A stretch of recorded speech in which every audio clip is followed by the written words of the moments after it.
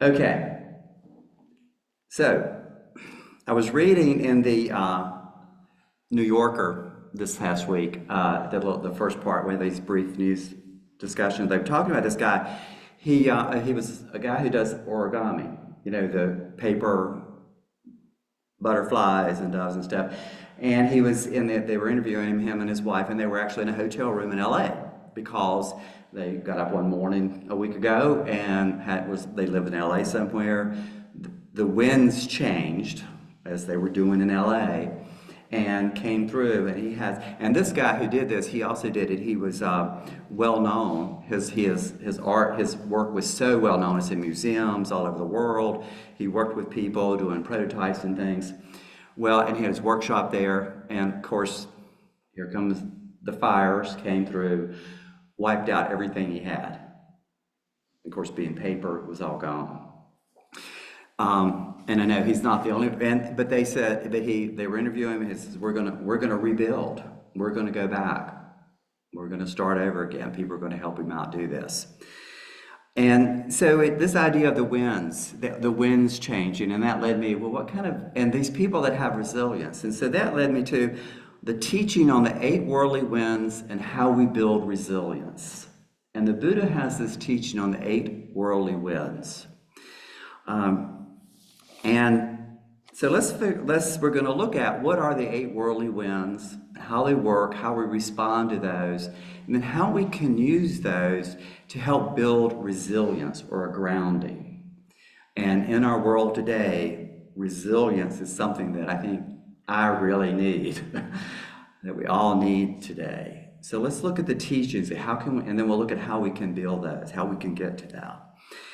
So if we go to the teachings, and this is from the sutta, Loka Vipati Sutta. He says the Buddha says monks, he calls them conditions, but he says these 8 worldly conditions spin after the world, and the world spins after these 8 worldly conditions. Which 8? And they're kind of grouped together. Gain and loss, fame and shame, praise and blame, pleasure and pain. These are the 8 worldly conditions that spin after the world, and the world spins after these 8 worldly conditions. Then he goes on, the sutta goes on, and he's going to describe the difference between how do people react to these. And he talks about the person who's the run-of-the-mill person versus the disciple. He says, the Blessed One said, I'm just going to do this for gain and loss. He says, gain arises for an uninstructed, run-of-the-mill person. He does not reflect. Gain has arisen for me. It is inconstant, stressful, and subject to change. He does not discern it as it actually is. His mind remains consumed with the gain. He welcomes the arisen gain and rebels against the arisen loss. As he is thus engaged in welcoming and rebelling, he is not released from birth, aging, or death, from sorrows, lamentations, pains, distresses, or despairs. He is not released, I tell you, from suffering and stress. That's a pretty big, 2 things there. Pretty big thing, pretty big. If you rebel and if you're involved with gain and loss, it really keeps you in a bad place, all this stress and stuff. And the idea, I said earlier, in that it spins the world spins around this. This is what's happening. So that was for the undisciplined, the run-of-the-mill person. So before we go on, let's look and see what these 8 worldly winds are, a little bit more about them. Gain and loss. We often think we're not that attached to material things, but we find out the truth when someone takes something that belongs to us, or when someone asks for something. We find it hard to give away even if we don't use these things. We all like getting material things and possessions, and we don't like it when we lose these. We worry about having and keeping enough. Do I have enough money to do this? Do I have enough money to retire? Do I have enough money to do this project? And then we just think about what happened to LA fires. People, loss, complete loss for people. The North Carolina mountains, look what happened there. People lost everything overnight. Sometimes I used to do it, watch the stock market. It goes up and goes down. You're being buffeted by this wind of gain and loss. Praise and blame. We're happy when people speak nicely about us and to us. We're unhappy when we're disapproved of, criticized, or blamed. Our moods can swing wildly, even within one day, depending on how people speak to us or about us. Have any of you had that experience? Someone looks at you wrong or something different, and all of a sudden your mood changes. This is praise or blame.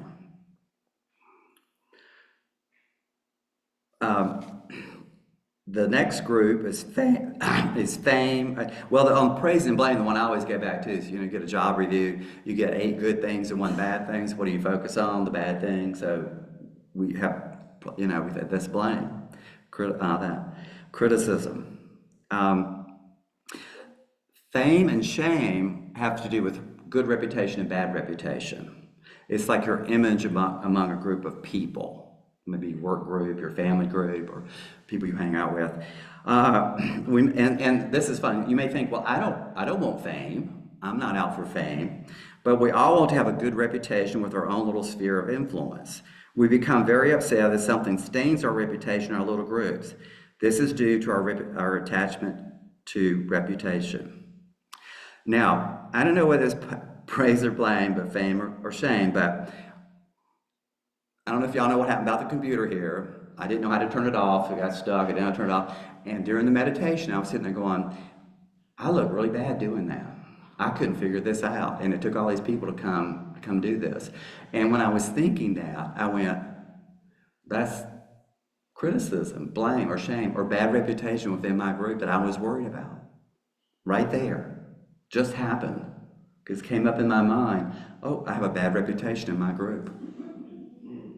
So it happens. Pleasure and pain, the one we probably are more familiar with. We want to, we like pleasant experiences. Let's go back to the sense, this touch, taste, smell, all the sensations. We want pleasant, sensual experiences. And we don't want unpleasant sense experiences. We don't want to smell bad things. We don't want this. We want to see pretty things, smell pretty things. We don't want the temperature to be too hot or too cold, the bed too hard or too soft, and we're very attached to food. We get feeling dejected or upset when we have unpleasant sensations. And this could be bodily sensations, pain, I've been experiencing some stuff and I can't play tennis. So it's like I'm dejected and upset about that. I went through that. So this thing of, we have this thing of pleasure and pain that we're working with all the time. So we have gain and loss, praise and blame, fame and shame, pleasure and pain. And as we go through this, think about your life, some of the things that you may be experiencing, which one it falls into these categories. So for each pair of these, and they pair these like that, we have these kind of behaviors around them. And this is what we need to look at. There are 4 behaviors that they define. The more attachment and aversion we have to the pair, praise and blame or something, the more we suffer. The more you're attached. It goes back to the sutta. Engaged in that welcoming and rebelling, I'm going to have stress, all this stuff, and I'm going to suffer. So the more attachment, and we've worked with this here, hold, clinging, and aversion, the more attachment we have to one of these pairs, the more suffering we'll have. So that's the first thing. The second thing, one makes us happy, the other unhappy.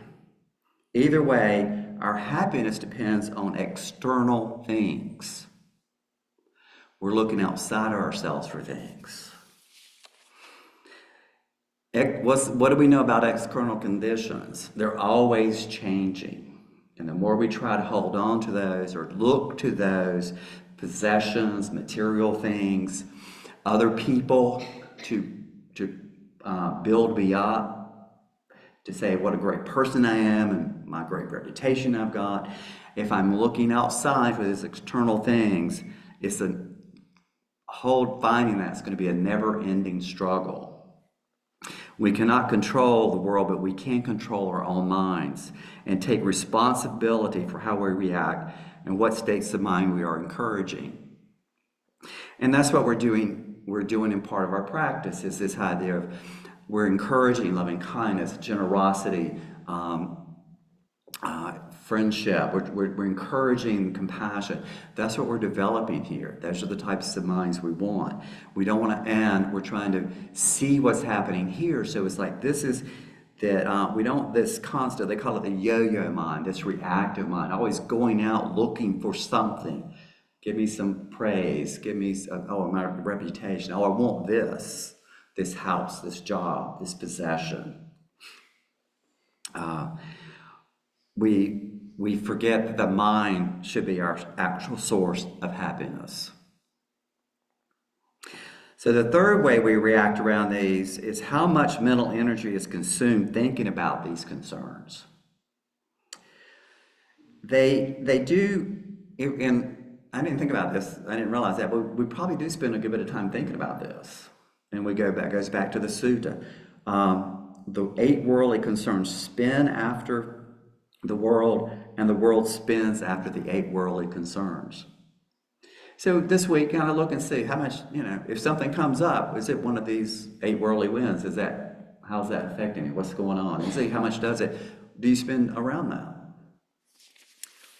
And the last one, behavior around these, which is probably the more critical one, is that as we spend time wanting one and not wanting another, we may create negative karma through unethical behavior and negative actions. This is where the risk comes in. If I lie about something to make myself look good, if I take something that I shouldn't take because it's a possession, that's going to create negative karma and more suffering. So that's the danger in these, is that if we don't see us in how we do this and how we work with these, we may react in a way that's going to create more suffering later on. So those are the 4 kind of behaviors around there. Gain and loss, fame and shame, praise and blame, pleasure and pain.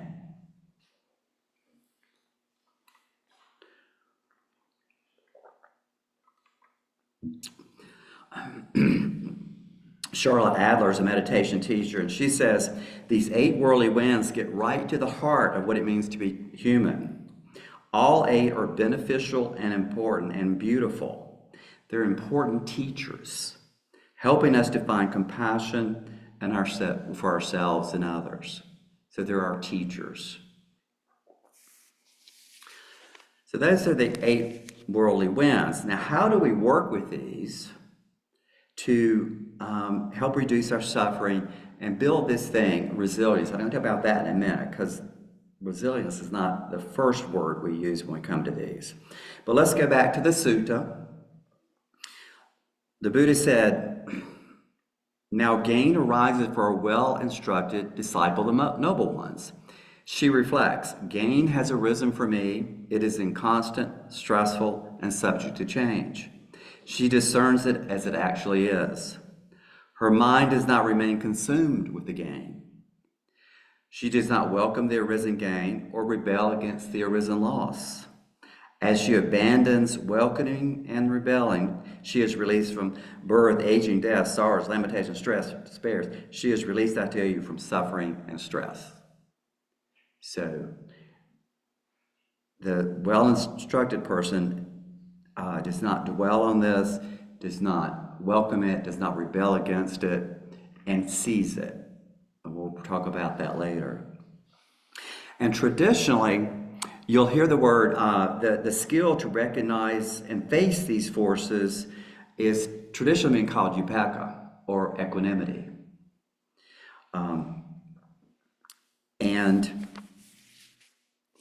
But I was reading another article in the Lion's Roar, which is last month, the one that Debbie referred to last week, by a guy named Eric Nichtern. And he actually wrote a book called Confidence, Holding Your Seat Through Life's Eight Worldly Winds. But he was talking, this article was about building confidence, as in Lions War. And he likes to define that, instead of using equanimity, he called it resilience. And I like that. I like that a little bit better, because equanimity kind of feel like you're kind of sitting here and everything's going around you and you're calm and all this. Where resilience is this, for me, is this ability to come back. I'm going to be buffeted and done this, but I have this resilience. These people in LA, they have the resilience to come back and keep going. That idea of resilience I like. Is holding your seat and responding mindfully to the moment rather than reacting habitually to it. To be resilient when the winds blow. And it's not about pretending that things don't affect you. It's realizing that everything affects you. Everything affects you. And having the resilience to meet that. Tina Sjögren calls this learning to stay with your difficult experiences. So here are some of the things that we can do. Be aware, on and off the cushion, when we are caught up in one of the winds. This is what he said when the Sutta says, he discerns it as it actually is. This is our mindfulness practice.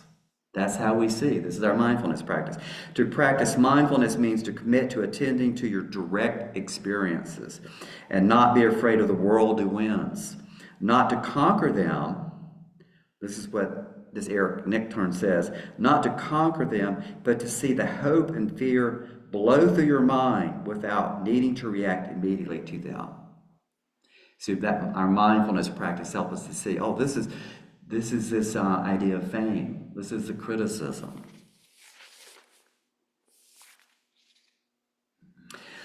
So we want to recognize it. Then the second thing we want to do is recognize that what the Buddha said about them. They are inconstant, stressful, and subject to change. Sounds a lot like impermanence to me. That whatever this is, it's impermanent. I mean, I know if someone in those LA fires were going like, this is happened, is it, just not to think that this is not impermanent, and to have that resilience going, that this is impermanent, get through this and keep going, because everything is impermanent. Everything arises and passes away. The next thing we can do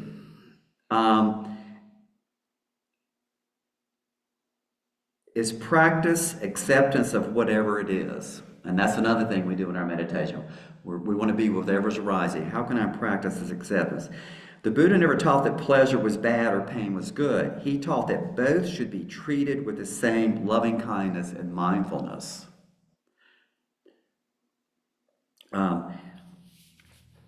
Charlotte Adler said they should both be welcomed and both released.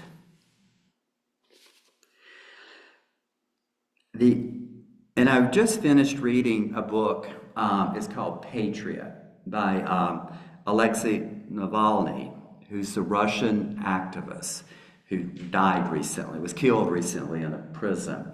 He'd been poisoned, he'd gone to Germany, he came back, he was put in prison for the last 5 or 6 years, and then he was eventually killed in prison. And the book is the first part of it is kind of his history.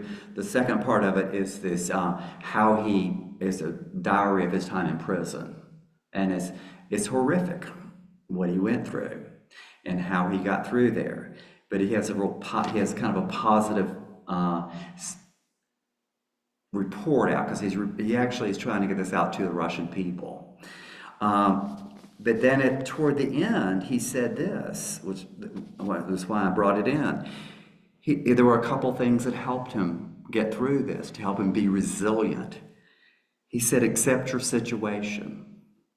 The important thing is not to torment yourself with anger, hatred, fantasies of revenge, but to move instantly to acceptance. This can be hard. But it's an incredible book on resilience. So accepting it.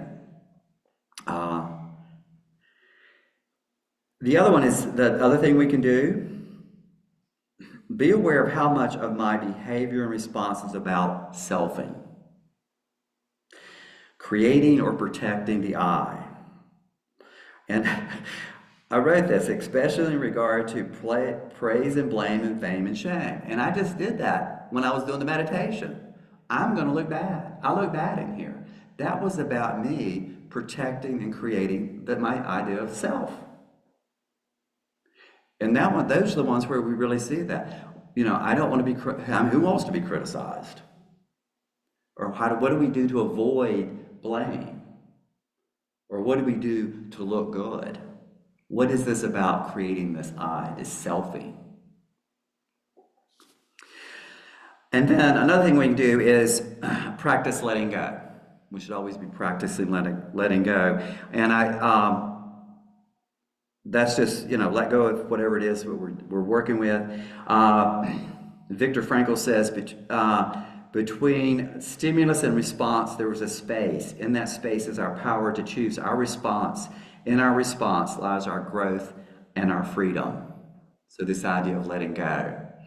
And I love this one by Ajahn Chah. He says, he was, the little story here about him, he was walking in the forest with some new monks. And they were walking in the forest, and he saw this big rock boulder over here. And he says, he looked at it, he says, is that heavy? And of course the new monk said, well yeah, it's heavy. And he said, well, not if you don't pick it up. So my question is, what are you picking up? And I don't really know how that relates to what I've talked about tonight, but I really like that quote. So those are the 8 worldly winds and how we can build resilience around these. All these help develop our resilience. We work with these, like I said, we can see what's going on this week.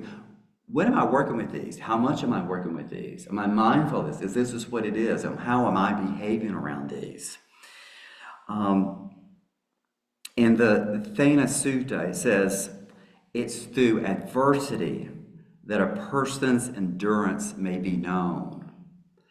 And then only after a long period, not a short period, by one who is attentive, not by one who is inattentive, by one who is discerning, not by one who is not discerning.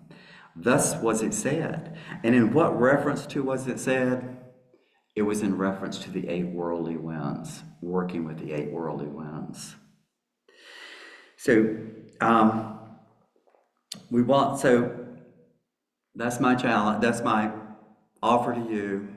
Work with these, bring them to mind. I want to say them: gain and loss, fame and shame, practice and blame, pleasure and pain. To see, because this is going to help us to develop this idea of this resilience. Can I develop this resilience so that I can face the storms or the winds of life? Thank you.